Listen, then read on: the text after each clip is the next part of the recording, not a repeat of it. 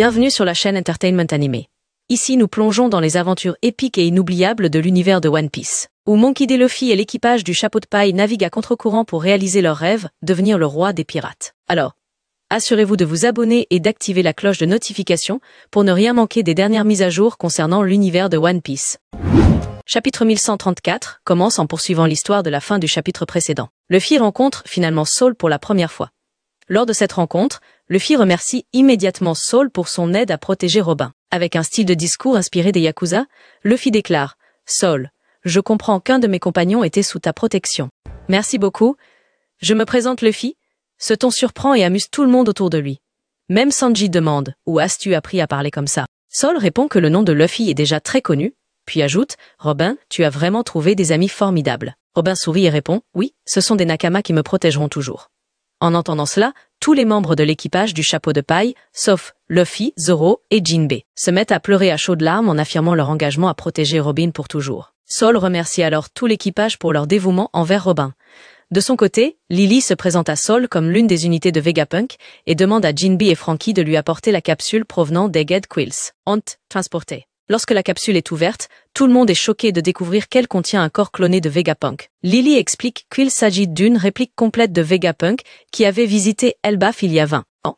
Elle ajoute que le gouvernement commencerait à se méfier si le véritable Vegapunk quittait son laboratoire trop longtemps.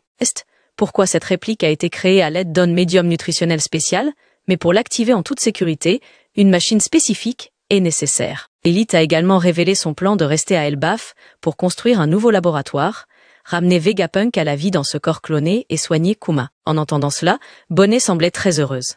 Par la suite, les géants ont emmené l'équipage du chapeau de paille faire un tour d'Elbaf. Pendant ce temps, Robin, Saul, Chopper, Lilith et Bonnie se sont dirigés vers la bibliothèque du hibou. En chemin, ils ont traversé une source appelée Guerrier du Printemps, où des enfants géants jouaient. Chopper leur a demandé si l'un d'eux rêvait de devenir guerrier pour combattre les pirates.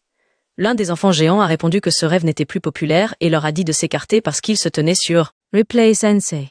Luffy et Usopp ont rapidement réalisé qu'il se tenait sur le corps d'un géant immense nommé Ripley, un guerrier légendaire et professeur de biologie à l'Académie Warlus. Ripley a expliqué que les enfants géants de cette école étaient désormais plus polis et pacifiques grâce à l'influence du roi Harlatan. Le roi Harlatan était le dirigeant d'Elbaf, qui s'efforçait d'apporter la paix par le commerce plutôt que par la guerre. Tragiquement, il a été tué par son propre fils, qui a ensuite quitté Elbaf, laissant le royaume sans roi. En tant que l'un des derniers guerriers de la génération d'Elbaf, Ripley a dit à Luffy « J'aimerais tellement voir ta forme blanche. Tu sais, cela fait partie de la mythologie d'Elbaf. » Cette déclaration a surpris Luffy, mais il n'y a pas immédiatement réagi. À son arrivée à la bibliothèque du hibou, Saul commença à raconter comment il avait sauvé les livres d'Ohara. Lorsque je suis arrivé à Elbaf après l'incident d'Ohara, je ne pouvais pas oublier les notes sacrifiées par les chercheurs. J'ai demandé de l'aide à Ajodin et à son groupe, puis nous sommes retournés à Ohara.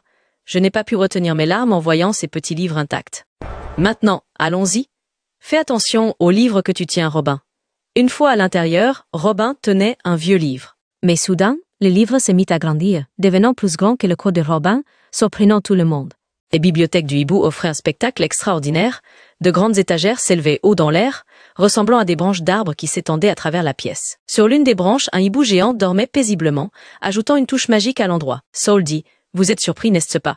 Ce sont les livres d'Ohara qui ont maintenant grandi en taille gigantesque. Voici la bibliothèque du hibou, un endroit où les livres peuvent grandir après que vous y êtes entrés. Nous avons veillé à ce que tous les livres d'Ohara soient amenés ici. » Ému, Robin se souvint des paroles du professeur Clover quand elle était enfant, lorsque Clover avait dit « C'est la meilleure bibliothèque du monde. Aimes-tu les livres ?»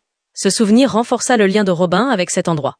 Saul, avec un visage joyeux, dit à Robin « Enfin, je peux te montrer cela. » La scène se déplace ensuite dans le monde souterrain, où Loki parle avec une personne nommée Mosa.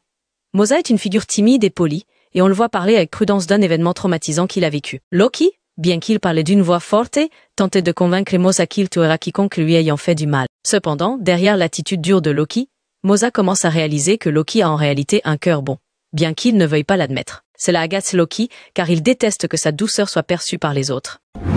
Ce chapitre se termine sur une scène dans le village de l'ouest d'Elbaf, où Dory, Brogy et les autres géants se sont rassemblés. Ils semblent profiter de leur temps en buvant, en attendant le retour du groupe des chapeaux de paille. Brogy, qui semble ennuyé, incite ses compagnons à boire davantage, bien que la fête n'ait pas encore commencé. Les géants répondent de manière agacée, déclarant que Brogy a trop bu. Soudain, un éclair noir frappe le château du village, créant un moment dramatique.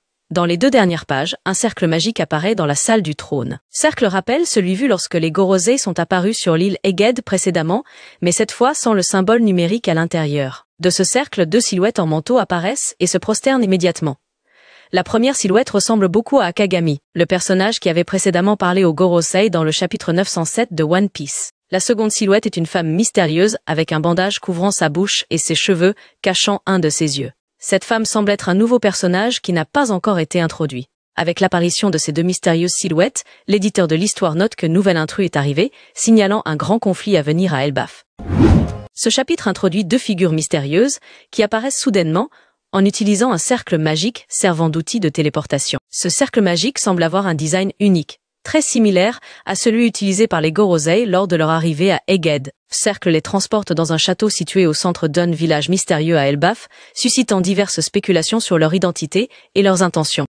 L'un des hommes qui apparaissent dans ce chapitre attire particulièrement l'attention en raison de sa ressemblance physique avec Shanks, Akagami no Shanks, le Yonkou aux cheveux rouges. Ses cheveux rouges, son expression calme mais perçante, ainsi que son aura mystérieuse pousse de nombreux fans à spéculer sur une possible relation avec Shanks. Cependant, en analysant de plus près, il existe des raisons solides de penser que cet homme n'est pas Shanks. Shanks ne pourrait jamais être membre des Chevaliers Saints du gouvernement mondial.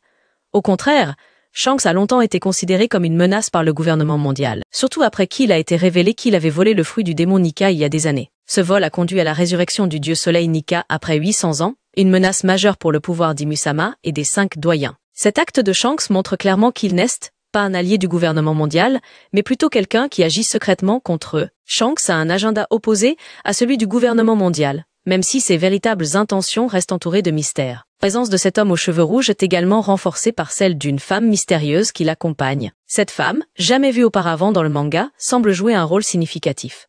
Ensemble, ils dégagent une aura intimidante, indiquant qu'ils ne sont pas des individus ordinaires.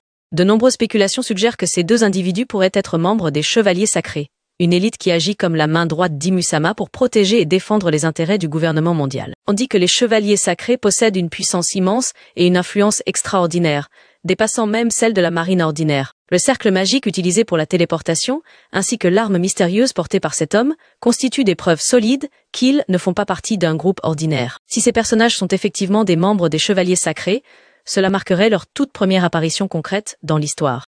La présence de ces 2 personnages à Elbaf soulève de nombreuses questions.